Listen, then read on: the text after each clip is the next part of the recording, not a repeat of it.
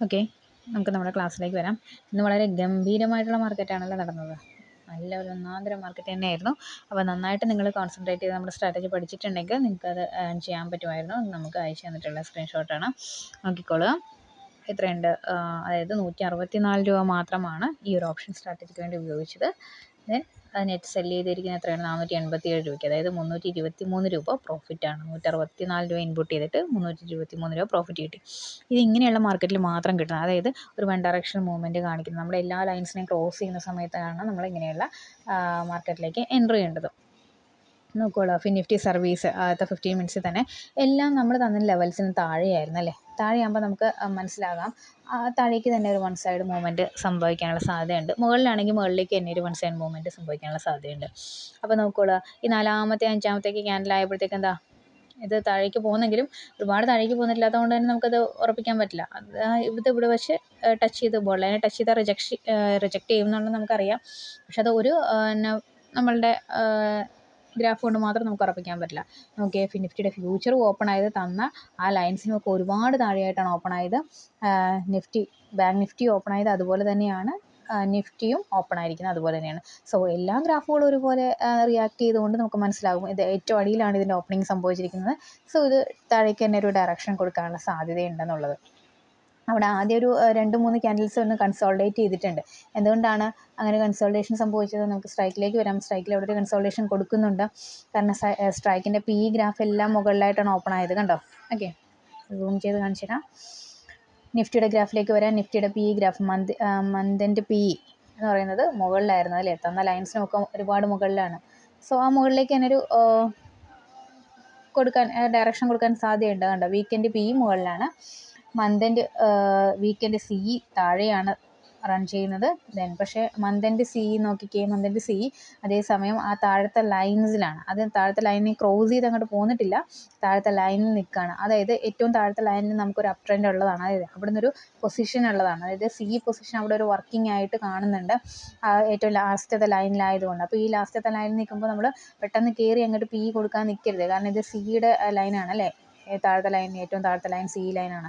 ആ ലൈനിൽ നിൽക്കുന്നത് കൊണ്ട് തന്നെ അവിടെ നിന്നൊരു സി പൊസിഷൻ ആക്റ്റീവ് ആകാനുള്ള സാധ്യതയുണ്ട്. അപ്പോൾ നിങ്ങൾ പിയിലേക്ക് എൻ്റർ ചെയ്യുമ്പോൾ കുറച്ചും കൂടെ വെയിറ്റ് ചെയ്തിട്ട് സി ഇടിഞ്ഞാൽ മാത്രമേ നമുക്ക് പിയിലേക്ക് എൻ്റർ ചെയ്യാനായിട്ട് പറ്റുള്ളൂ. കാരണം ഇത് സിയുടെ ആക്റ്റീവ് മൊമെൻറ്റം ആണ് അവിടെ നിൽക്കുന്നത്. അത് നിഫ്റ്റിയുടെ കാര്യം. ബാങ്ക് നിഫ്റ്റിയുടെ സി എടുക്കുമ്പോഴും മന്തിൻ്റെ സി എന്ന് പറയുന്നത് ആ ഒരു സമയത്ത് കണ്ടോ, ആദ്യത്തെ 15 മിനിറ്റ്സിൽ താഴത്തെ സിയുടെ ലൈനിലാണ് നിൽക്കുന്നത്. സോ അവിടെ ഒരു സി പൊസിഷൻ ആക്റ്റീവ് ആകാനുള്ള ചാൻസ് ഉള്ളത് കൊണ്ട് പെട്ടെന്ന് ചാടിക്കയറി നിങ്ങൾ പിയിലേക്ക് എൻ്റർ ആവാനായിട്ട് പാടില്ല. ഓക്കെ, നമ്മുടെ വീക്കെൻഡ് പി ഓൾറെഡി ക്രോസ് ചെയ്ത് പോന്നിട്ടുണ്ട്, നല്ല രീതിയിൽ ക്രോസ് ചെയ്ത് നിൽക്കുകയാണ്. സോ നമുക്ക് താഴേക്കൊരു ഓപ്ഷൻ ഉണ്ടെങ്കിൽ പോലും കുറച്ച് നേരം അവിടെ ഒരു സി റൺ ചെയ്യാനുള്ള സാധ്യതയുണ്ട്. കാരണം മന്തിൻ്റെ സിയുടെ സ്ട്രൈക്ക് താഴത്തെ ലൈനിലാണ്. ഈ താഴത്തെ ലൈനിൽ നിൽക്കുമ്പോൾ അവിടെ ആക്റ്റീവ് പൊസിഷൻ ഉള്ളതാണ്. അതേസമയം വീക്കെൻഡ് പിയും അതേ പൊസിഷനിലായിരിക്കണം, വീക്കെൻഡ് സി ആ സി ആ ഒരു പൊസിഷനിലല്ല. വീക്കെൻഡ് സി ഓൾറെഡി ക്രോസ് ചെയ്ത് താഴേക്ക് പോയിട്ടുണ്ട്. പക്ഷേ ഇത് ഇവിടെ നിൽക്കുന്നതുകൊണ്ട് നമുക്ക് അത്ര ഉറപ്പിക്കാൻ പറ്റില്ല. അതും കൂടെ ഒന്ന് താഴത്തേക്ക് വരട്ടെ, അപ്പോഴത്തേക്കാണ് നമ്മൾ ഒരു ആക്റ്റീവ് പി സംഭവിക്കാനായിട്ട് സാധ്യതയുള്ളത്. ഒരു നാലാമത്തേക്ക് ക്യാൻഡിലായപ്പോൾ നാലാമത്തെ ക്യാൻഡിലൊക്കെ ആയപ്പോഴത്തേക്ക് അഞ്ചാമത്തെ ക്യാൻഡിൽ ശരിക്കും താഴേക്ക് തന്നെ എന്ത് വരുന്നുണ്ട്, സി പൊസിഷൻ താഴേക്ക് പോകുന്നുണ്ട്. അത് തന്നെയാണ് നമ്മുടെ നിഫ്റ്റിയുടെ കാര്യവും. അഞ്ചാമത്തെ ക്യാൻഡിലൊക്കെ ആയപ്പോഴത്തേക്കും സി താഴത്തേക്കാണ് സിയുടെ ഗ്രാഫ് കാണിക്കുന്നത്. സോ അപ്പോൾ നമുക്ക് എന്തായാലും ഉറപ്പിക്കാം നമ്മളുടെ സിയും താഴേക്ക് ക്രോസ് ചെയ്യാനായിട്ട് പോവുകയാണ്. സോ നമുക്ക് പിയിൽ തന്നെ ആക്റ്റീവ് ആകാം. കണ്ടോ, പിയുടെ പൊസിഷൻ എന്നൊക്കെ പറഞ്ഞു കഴിഞ്ഞാൽ നല്ല രീതിയിൽ പി ആക്റ്റീവ് ആയിട്ടുണ്ട്. കണ്ടോ, അഞ്ചാമത്തെ ആറാമത്തേക്ക് ക്യാൻഡിൽ നമുക്ക് എന്ത് ചെയ്യാം, പി എടുത്തവർക്ക് നല്ല രീതിയിലുള്ള പ്രോഫിറ്റ് റേഞ്ച്, ഇത് മന്തിൻ്റെ ആണ്, വീക്കെൻഡ് എടുത്തു കഴിഞ്ഞാൽ നല്ല രീതിയിലുള്ള പ്രോഫിറ്റ് റേഞ്ച് കിട്ടും. കണ്ടോ, അവിടേക്ക് ഒരു 400 പോയിന്റ് തന്നെ 100% റിട്ടേൺ. ബാങ്ക് നിഫ്റ്റിയിൽ അതിൽ കൂടുതലൊക്കെ കൊടുത്തിട്ടുണ്ട്. നമ്മുടെ എക്സ്പയറിയോട് അടുക്കുന്ന ഫിനിഫ്റ്റിയാണ്. ഫിനിഫ്റ്റിയിൽ എടുത്തവർക്കും ബാങ്ക് നിഫ്റ്റിയിൽ എടുത്തവർക്കും നല്ല പ്രോഫിറ്റ് റേഞ്ച് കിട്ടിയിട്ടുണ്ട്. ഇതൊരു ബാങ്ക് നിഫ്റ്റിയുടെ പൊസിഷനായിരുന്നു അല്ലേ. ബാങ്ക് നിഫ്റ്റിയിലാണ് ഇതിൽ ട്രേഡ് എടുത്തിരിക്കുന്നത്. ഒരു 3x റിട്ടേണിലേക്ക് പോയിട്ടുണ്ട്. ഒരു 300% റിട്ടേൺ അവിടെ വന്നിട്ടുണ്ട്. ഓക്കെ,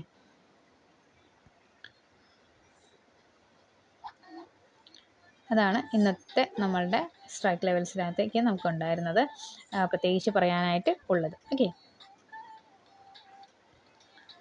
ഇതിനകത്ത് ഒരു ഓക്കെ, ഈ ഒരു കാര്യം കൂടി നോക്കുക. സെൻസെക്സ് ഇതുപോലെ താഴത്ത് തന്നെയാണ് ഓപ്പൺ ആയതുകൊണ്ട് തന്നെ നമുക്ക് താഴത്തേക്ക് പോകാനുള്ള ഒരു ടെൻഡൻസി ഉണ്ട്. കേട്ടോ, ബാങ്ക് നിഫ്റ്റിയിലേക്ക് ട്രേഡ് എടുത്തവർക്ക് ഇത് 10 രൂപയുടെ ഒരു ഗ്രാഫ് പോയത് ഏകദേശം 100 ടച്ച് ചെയ്തിട്ടില്ല, 90 വരെയൊക്കെ വന്നിട്ടുണ്ട്. സോ അത് 9x റിട്ടേൺ, അതായത് 900% റിട്ടേണാണ് നിങ്ങൾക്ക് തന്നിട്ടുള്ളത്. ഓക്കെ, അപ്പോൾ നല്ല രീതിയിൽ ആക്റ്റീവായിട്ടുള്ളൊരു മാർക്കറ്റായിരുന്നു ഇത്. നല്ല രീതിയിൽ നമ്മുടെ സ്ട്രൈക്കിൻ്റെ ലെവൽസും അതുപോലെ തന്നെ ഇൻഡെക്സ് ലെവൽസും ഒക്കെ, ഇൻഡെക്സ് ലെവൽ വെച്ച് തന്നെ ഇന്ന് ട്രേഡ് ചെയ്യാവുന്നേ ഉണ്ടായിരുന്നുള്ളൂ. സ്ട്രൈക്കിൻ്റെ ലെവൽസ് എല്ലാം ക്രോസ് ചെയ്തതുകൊണ്ട്, അതായത് പി തന്ന ലെവൽസിനെല്ലാം ക്രോസ് ചെയ്ത് മുകളിലാണ് നിൽക്കുന്നത്. 2 പികളും നിഫ്റ്റിയുടെയും ബാങ്ക് നിഫ്റ്റിയുടെ 2 പിയും ക്രോസ് ചെയ്ത് മുകളിലേക്കുള്ള ടെൻഡൻസി കാണിച്ചിട്ടുണ്ട് ആദ്യത്തെ 15 മിനിറ്റ്സിൽ തന്നെ. ദെൻ സിയുടെ ഗ്രാഫുകൾ വീക്കെൻഡ് സി ബാങ്ക് നിഫ്റ്റിയുടെയും താഴേക്ക് ക്രോസ് ചെയ്തിട്ടുണ്ട്. പക്ഷേ മന്ത് എൻഡ് സി ആദ്യത്തെ കുറച്ച് നേരത്തേക്ക് കൺസോൾഡേറ്റ് ചെയ്ത് അവിടെ തന്നെ നിൽക്കുന്നത് കൊണ്ട് ആദ്യമേ തന്നെ ചാടിക്കയറി പി എടുക്കാൻ പാടില്ല എന്നുള്ളത് അവിടെ തന്നെ നമുക്ക് ഉറപ്പാണ്, നമ്മളോട് കാണിക്കുന്നുണ്ട്. പി എടുക്കാൻ പാടില്ല, ആദ്യത്തെ 2-3 ക്യാൻഡിൽസിലൊന്നും പി എടുക്കാൻ പാടില്ല, കാരണം സി ഏറ്റവും ലാസ്റ്റ് ലൈനിൽ റൺ ചെയ്യുകയാണ്. അതുകൊണ്ട് അതിൽ നിന്നും ക്രോസ് ചെയ്ത് താഴത്തേക്ക് വരുമ്പോഴാണ്, അതായത് ഒരു 5-ാമത്തെ ക്യാൻഡിലായപ്പോഴാണ് ആ സി നമ്മുടെ മന്ത് എൻഡ് സിയുടെ ഗ്രാഫിൽ നിന്ന് താഴേക്ക് ആ സി പൊസിഷൻ ഇടിയുന്നത് കാണുന്നത്. ഓക്കെ, അതുകൊണ്ട് തന്നെ നമുക്കവിടെ സി എടുക്കാമായിരുന്നു. പിന്നെ എല്ലാ ലൈൻസും ഇതുപോലെ ക്രോസ് ചെയ്യില്ല, ഒരു ലൈനെങ്കിലും ക്രോസ് ചെയ്യാതെ നിൽക്കുമെന്ന് നമ്മൾ പറയാറുണ്ട് അല്ലേ. അത് ഈ ലൈൻ തന്നെയാണ് നമ്മളുടെ മന്ത് എൻഡ് സിയുടെ ലൈൻസ് നോക്കിക്കുക.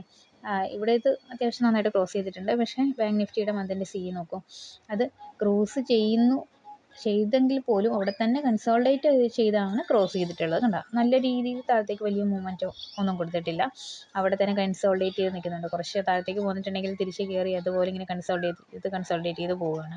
സോ അത് കൺസോൾഡേറ്റഡ് മാർക്കറ്റ് ആയിരിക്കും. ഇവിടം വരെയൊക്കെ നല്ല രീതിയിൽ റൺ ചെയ്തിട്ടുള്ളൂ. കണ്ടോ, അത് കഴിഞ്ഞ് നന്നായിട്ട് കൺസോൾഡേറ്റ് ചെയ്യുന്നുണ്ട്. എന്നാൽ ഇതെല്ലാം ക്രോസ് ചെയ്ത് താഴത്തേക്ക് പോകുന്നതുകൊണ്ട് തിരിച്ച് ഒരു വൺ ഡയറക്ഷൻ മൂവ്മെൻറ്റോ, അതായത് ഇടിഞ്ഞ് ഒറ്റയടിക്ക് താഴത്തേക്ക് പോന്നിട്ടില്ല. കാരണം എന്തുകൊണ്ടാണ്, ഇതെല്ലാ ലൈൻസും ക്രോസ് ചെയ്ത് നിൽക്കുന്നതുകൊണ്ട് തന്നെയാണ് ഒട്ട് കൺസോൾഡേഷൻ കാണിച്ചത്. അതിനേക്കാൾ കൂടുതലായിട്ട് അതിന് താഴത്തേക്ക് റൺ ചെയ്യാൻ കഴിയില്ല, കാരണം എല്ലാ ലൈൻസും ക്രോസ് ചെയ്തു. അപ്പോൾ ഒരു ലൈനിൽ തന്നെ കിടന്ന് കൺസോൾഡേറ്റ് ചെയ്യും. അതിനേക്കാൾ അപ്പുറത്തേക്ക് വലിയ രീതിയിലുള്ളൊരു ബൾക്ക് മൊമെൻറ്റും കൊടുക്കാനുള്ള സാധ്യതയില്ല, കാരണം എല്ലാ ലൈൻസും ക്രോസ് ചെയ്ത് കഴിഞ്ഞു. അപ്പോൾ ഇനി അതിനേക്കാൾ കൂടുതലൊരു ക്രോസിങ് സംഭവിക്കില്ലാത്തതുകൊണ്ടാണ് അവിടെ ആ ഒരു പൊസിഷൻ കഴിഞ്ഞതിന് ശേഷം കൺസോൾഡേറ്റ് ചെയ്തത്. തിരിച്ച് താഴത്തേക്ക് ഇടിയാനും പറ്റില്ല പിക്ക്, കാരണം എന്താണ്, എല്ലാ ലൈൻസിനെയും ക്രോസ് ചെയ്ത് ഈ ഒരു ലൈനിൽ നിന്ന് തന്നെ സസ്റ്റെയിൻ ചെയ്യുകയായിരുന്നെങ്കിൽ, അതായത് ഈ ലൈൻ ഇങ്ങനെ ക്രോസ് ചെയ്യാതെ, അതായത് സി പൊസിഷനെ ക്രോസ് ചെയ്യാതെ സിയുടെ ആ ലെവലിൽ തന്നെ നിന്ന് കൺസോൾഡേറ്റ് ചെയ്യുകയാണെങ്കിൽ നിങ്ങളൊന്ന് മനസ്സിലാക്കിക്കൊള്ളണം, ചിലപ്പോൾ ഇത് അവസാന നിമിഷം ഒരു 2:45-3 മണിയാകുമ്പോഴത്തേക്കും നല്ല രീതിയിൽ സി കയറാനുള്ള ചാൻസസ് കൂടി കൂടുതലാണ് എന്നുള്ളത് നമ്മൾ മറക്കരുത്. പക്ഷേ ഇത് നമ്മുടെ ലൈനിന് മുകളിലല്ല, താഴെയാണ് കൺസോൾഡേറ്റ് ചെയ്തത്. സോ അതുകൊണ്ട് തന്നെ വലിയ രീതിയിലും മൊമെൻറ്റം കൊടുക്കാനുള്ള സാധ്യതകൾ കുറവാണ്. ബാക്കി എല്ലാ പൊസിഷൻസും ഇതുപോലെ തന്നെ പീനെ വളരെ ആക്റ്റീവായിട്ട്, ഇൻഡെക്സൊക്കെ വളരെ നന്നായിട്ട് ഇടിഞ്ഞ് നിൽക്കുന്ന ആ ഒരു സാഹചര്യത്തിൽ അവസാനം ഒരു ബൾക്ക് മൂവ്മെൻറ്റായിട്ട് കയറാനുള്ള സാധ്യതകളൊന്നുമില്ല. ഇതുപോലെ കൺസോൾഡേറ്റ് ചെയ്യാനുള്ള സാധ്യതകൾ വളരെ കൂടുതലാണ്, അത് നോക്കിക്കൊള്ളണം. ഇതുപോലെ തന്നെയാണ് കഴിഞ്ഞ ദിവസം നമുക്ക് സംഭവിച്ചത്. അതായത് ഇങ്ങനെ സംഭവിക്കുന്ന സാഹചര്യങ്ങളിൽ നിങ്ങൾ ഇൻഡെക്സ് നോക്കിക്കൊള്ളാം. ഇൻഡെക്സ് ഇതുപോലെ എല്ലാ ബോൾ ലൈൻസിനെയും ബ്രേക്ക് ചെയ്ത് താഴേക്ക് വരിക, അല്ലെങ്കിൽ എല്ലാ ബോൾ ലൈൻസിനെയും ബ്രേക്ക് ചെയ്ത് മുകളിലേക്ക് പോകുന്ന സാഹചര്യങ്ങളിൽ ഒരു വൺ ഡയറക്ഷൻ മൂവ്മെൻറ്റ് സംഭവിക്കും. അതിനുശേഷം കൺസോൾഡേറ്റ് ചെയ്യാനുള്ള സാധ്യതകളുണ്ട്. അതായത് കൺസോൾഡേറ്റ് ചെയ്യുന്നത് എപ്പോഴായിരിക്കും, ഇതുപോലെ സ്ട്രൈക്കുകൾ താഴേക്ക് പോന്നിട്ടുണ്ടെങ്കിലാണ്. അതുപോലെ ഇതുപോലെ മുകളിലേക്ക് നിൽക്കുന്ന സാഹചര്യങ്ങളിലാണെങ്കിൽ നല്ല രീതിയിൽ സി സംഭവിക്കാനുള്ള സാധ്യതകളുണ്ട്. അതെപ്പോഴും ശ്രദ്ധിച്ചോളണം. അവസാനത്തെ ആ ഒരു സ്ട്രൈക്ക് ഇതുപോലെ കൺസോൾഡേറ്റ് ചെയ്യാതെ മുകളിൽ തന്നെ കൺസോൾഡേറ്റ് ചെയ്യുകയാണെങ്കിൽ, ഈ ഡോട്ടർ ലൈൻസിൻ്റെ മുകളിൽ തന്നെ കൺസോൾഡേറ്റ് ചെയ്യുകയാണെങ്കിൽ അവസാന നിമിഷം നല്ല രീതിയിൽ ബൾക്ക് സി സംഭവിക്കാനുള്ള സാധ്യതകളുണ്ടാകും. അത് നോക്കിക്കോളുക, അത് മറന്നു പോകരുത്. ഓക്കെ.